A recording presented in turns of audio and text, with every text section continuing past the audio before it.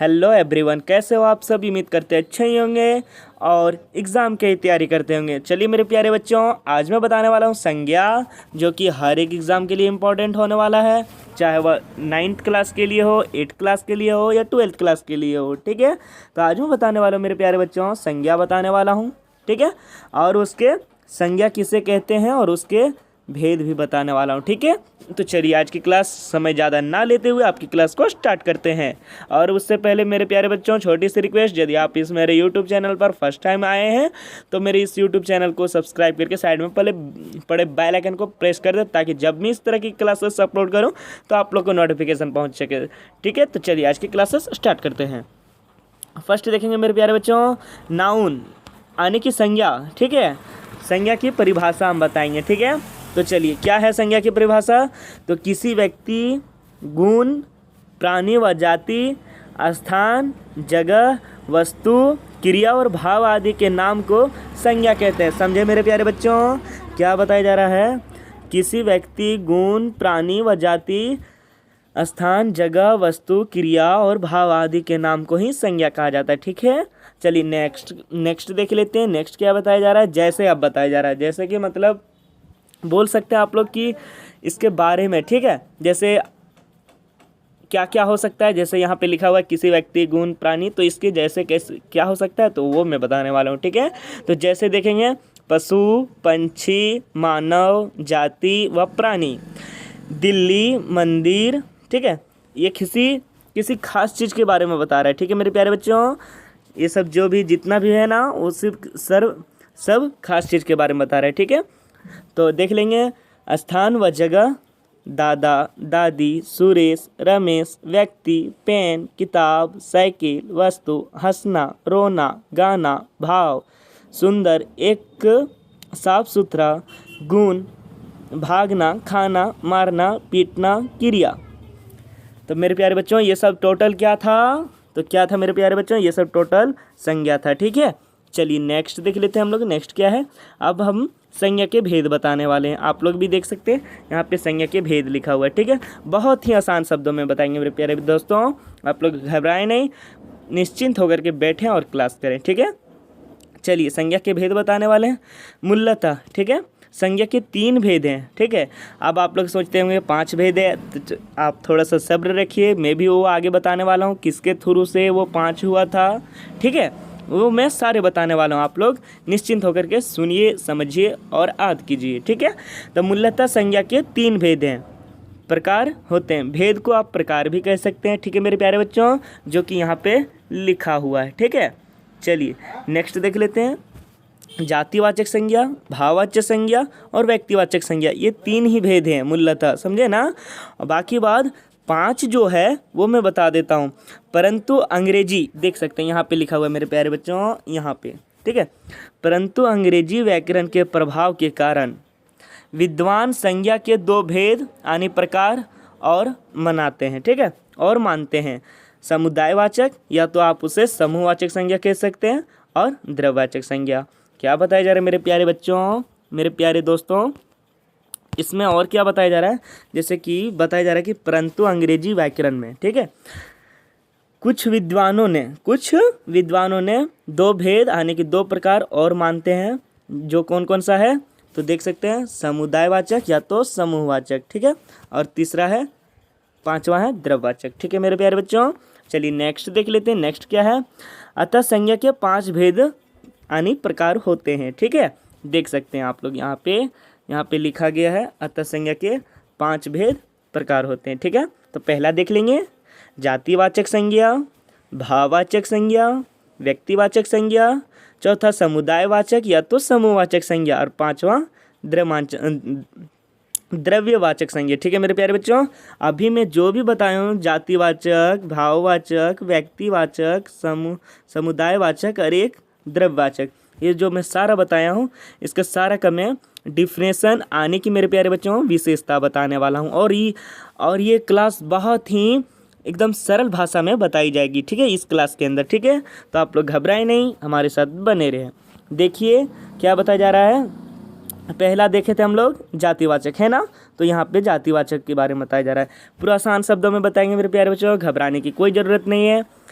देख लेते हैं जातिवाचक संज्ञा। यहाँ पे लिखा हुआ देखिए मेरे प्यारे बच्चों, यहाँ पे लिखा हुआ है जातिवाचक संज्ञा, है ना।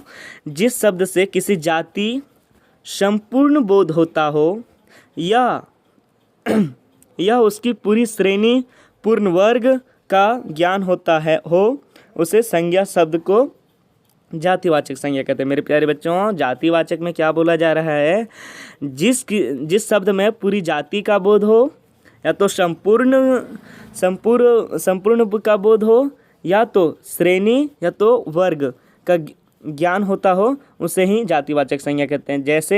जैसे मैं बता देता हूँ मेरे बच्चों, मोटरसाइकिल, ये तो पूरी जाति का बोध हो जा रहा है। ये तो नहीं बोला जा रहा है ना कि सोहन का मोटरसाइकिल वहाँ पे है। यदि सोहन का मोटरसाइकिल बोला जाता तो वह जातिवाचक संज्ञा नहीं होता, क्योंकि किसी खास के बारे में बता रहा है। कार तो सभी आ जाएंगे मेरे बच्चों। टीवी तो हर एक प्रकार के, ये तो नहीं बताया जा रहा कि रमेश का टीवी है। मोबाइल आदि, ठीक है। स्थान के नाम पर देखेंगे तो पहाड़ हो गया, तालाब हो गया, गांव हो गया, मंदिर। और देखिए प्राणी देखेंगे तो लड़का, लड़की, घोड़ा, शेर आदि। मेरे प्यारे बच्चों, इसमें टोटली फाइनली क्या बताया जा रहा है कि जातिवाचक संज्ञा उसके विशेषता के बारे में बताया जा रहा है। तो जातिवाचक संज्ञा पूर्ण जाति का बोध कराता हो, उसे ही जातिवाचक संज्ञा कहेंगे। ठीक है, आप लोग को घबराने की ज़रूरत नहीं है। चलिए नेक्स्ट देख लेते हैं कौन सा है। तो नेक्स्ट है भाववाचक संज्ञा। ठीक है, अब चलिए भाववाचक को एकदम पूरे बढ़िया तरीके से समझेंगे मेरे प्यारे बच्चों। जिस शब्द से किसी वस्तु, पदार्थ या प्राणी की दशा, उसकी स्थिति और भाव का पता चलता हो, उसे संज्ञा शब्द को भाववाचक संज्ञा शब्द कहते हैं। यानी मेरे प्यारे बच्चों, बताया जा रहा है यदि किसी शब्द से पदार्थ यानी कि सामान, ठीक है, वस्तु, ठीक है, प्राणी की दशा और उसकी स्थिति को बताता है, उसे तो भाववाचक संज्ञा कहते हैं। जैसे देखिए अब क्या क्या हो जाएगा इसके जैसे में, जैसे गर्मी हो गया, सर्दी हो गया, बुढ़ापा हो गया। क्या बताया जा रहा है, भाव के बारे में स्पष्ट किया जा रहा है। जवानी, मिठास, खटास, थकान, ताजगी आदि। ठीक है मेरे प्यारे बच्चों, तो इसके अंदर क्या बताया जा रहा है, भाव के बारे में बताया जा रहा है। जैसे कि गर्मी आ गया, बोलते हैं ना मेरे प्यारे बच्चों, जैसे गर्मी आ गया, वो देखो बुढ़ा हो गया, यह बहुत ही मिठास है, यह खट्टास है, इसको थकान आ रहा है, ताजगी, ये सब क्या हो गया, भाव के बारे में स्पष्ट कर रहा है, इसलिए भाववाचक का जैसे हो जाएगा। ठीक है मेरे प्यारे बच्चों, चलिए नेक्स्ट देख लेते हैं, जो कि तीसरा होने वाला है व्यक्तिवाचक संज्ञा। जिस संज्ञा शब्द से किसी विशेष स्थान, विशेष वस्तु और विशेष व्यक्ति के नाम का पता चलता हो, उसे संज्ञा शब्द को व्यक्तिवाचक संज्ञा कहते हैं। शब्द कहते हैं अर्थात जिस संज्ञा शब्द से किसी खास व्यक्ति, वस्तु व स्थान के पता चले, जो कि अपने आप में विशिष्ट यानी कि अपने जैसे एकमात्र हो, उन शब्द को ही व्यक्तिवाचक संज्ञा शब्द कहते हैं। मेरे प्यारे बच्चों, व्यक्तिवाचक संज्ञा उससे कहते हैं जिसमें किसी खास व्यक्ति की बोध हो। ठीक है, जैसे राम आ गया, राम खाना खा रहा है, सोहन चला गया, तो इसमें किसी व्यक्ति की खास बोध हो रहा है। ठीक है, तो इसी को व्यक्तिवाचक संज्ञा कहेंगे। ठीक है मेरे प्यारे बच्चों, देख लेते हैं जैसे क्या है, स्थान के बारे में देखो, भारत, तो भारत एक ही है ना मेरे प्यारे बच्चों, ये तो किसी खास के बारे में बताया जा रहा है। दिल्ली भी एक ही है मेरे प्यारे बच्चों। गोवा, अमेरिका, अमृतसर आदि। व्यक्ति में बोले तो महात्मा गांधी एक विशिष्ट व्यक्ति थे, है ना, विशिष्ट व्यक्ति थे मेरे प्यारे बच्चों।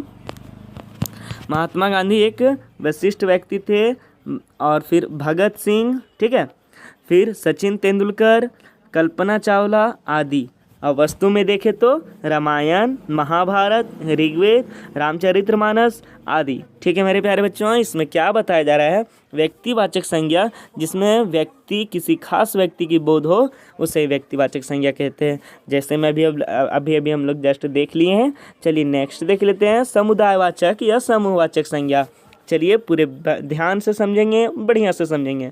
जो शब्द किसी वशिष्ठ या एक ही वस्तुओं को समूह या एक ही वर्ग व जाति के समूह को दर्शाता हो, उसे समुदायवाचक या समूहवाचक संज्ञा कहलाता है। मेरे प्यारे बच्चों, जो किसी पूरे समूह को दर्शाता हो, ठीक है, तो उसे समुदायवाचक या तो समूहवाचक कहेंगे। आप जैसे इनका देख लेते हैं, गेहूं का ढेर है ना मेरे प्यारे बच्चों, इसमें तो समूह है, उसको तो गिन नहीं सकते हैं, उसको तोल सकते हैं, ठीक है ना।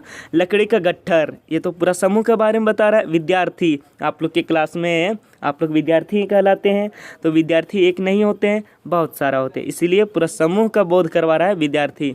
इसमें आप हम लोग सैनिक भी बोल सकते हैं, है ना। चलिए नेक्स्ट देख लेते हैं क्या बताया जा रहा है इस पॉइंट के अंदर। यहाँ ढेरा, ठीक है, यहाँ ढेरा, गट्ठर और समूह शब्द किसी न किसी व्यक्ति वस्तु के समूह व जाति को दर्शा रहे हैं, है ना। जैसे देखिए यहाँ पे बताया जा रहा है मेरे प्यारे दोस्तों, जैसे यहाँ बताया जा रहा है गेहूं का ढेर, लकड़ी का गट्ठर, तो ये तो किसी भी समूह को दर्शा रहा है, जो भी यहाँ पे सामान है वो समूह को दर्शा रहा है। जैसे विद्यार्थी, तो ये तो जाति को दर्शा रहा है, विद्यार्थी यानी कि वो स्टूडेंट है, ठीक है मेरे प्यारे बच्चों। चलिए अब देख लेते हैं इसके अंदर और कौन कौन सा हो सकता है। तो सेना, सभा, इंसान, पुस्तक, झुंड आदि, ये सब सारा क्या है मेरे प्यारे बच्चों, ये सब समूहवाचक का जैसे है, ठीक है, ये सब समूहवाचक का है, ठीक है। चलिए नेक्स्ट देख लेंगे जो कि अंतिम होने वाला है, द्रव्यवाचक संज्ञा। जो शब्द किसी पदार्थ, धातु और द्रव्य को दर्शाता हो, उन शब्दों को द्रव्यवाचक संज्ञा शब्द कहा जाता है। जैसे मेरे प्यारे बच्चों बताया जा रहा है, द्रव्यवाचक संज्ञा उसे कहते हैं जो शब्द किसी पदार्थ या तो धातु को दर्शाता हो, उन्हें द्रव्यवाचक संज्ञा कहते हैं। जैसे गेहूँ, यहाँ पे मेरे प्यारे बच्चों गेहूं का ढेर बोला जा रहा है, ठीक है, आप लोग कंफ्यूज मत होइएगा। यहाँ पे क्या बताया जा रहा है, गेहूं का ढेर बताया जा रहा है। 1 मिनट मेरे प्यारे बच्चों मैं दिखा देता हूँ। हाँ, यहाँ देख सकते हैं आप लोग, वहाँ सिर्फ गेहूं बताया जा रहा है और यहाँ गेहूं सिर्फ बताया जा रहा है ना, गेहूं का ढेर के बारे में बताया जा रहा है ना। चलिए, जो शब्द किसी पदार्थ या तो धातु को, द्रव्य को दर्शाता है, उन शब्दों को क्या कहते हैं, द्रव्यवाचक संज्ञा कहते हैं, ठीक है। जैसे गेहूँ, तेल, पानी, दूध, जिसे आप लोग शॉर्ट फॉर्म में समझ सकते हैं मेरे प्यारे बच्चों, जिसे हम लोग गिन नहीं सकते हैं बल्कि तौल सकते हैं, ठीक है, या तो माप सकते हैं, ठीक है। तो गेहूँ, तेल, पानी, दूध, ये सब को आप लोग गिन सकते हैं क्या, नहीं ना, माप सकते हैं, है ना। लोहा तो गिन नहीं सकते, इसको तो मापा ही जाता है। तांबा, सोना, आटा, दाल आदि। आई होप कि मेरे प्यारे दोस्तों ये आप लोग को क्लास पसंद आती हो, तो एक कृपया करके एक लाइक और एक सब्सक्राइब कर दें ताकि क्लासेस की हर एक नोटिफिकेशन आपको मिल सके। फिर किसी नेक्स्ट क्लासेस में मिलते हैं, तब तक के लिए जय हिंद, जय भारत।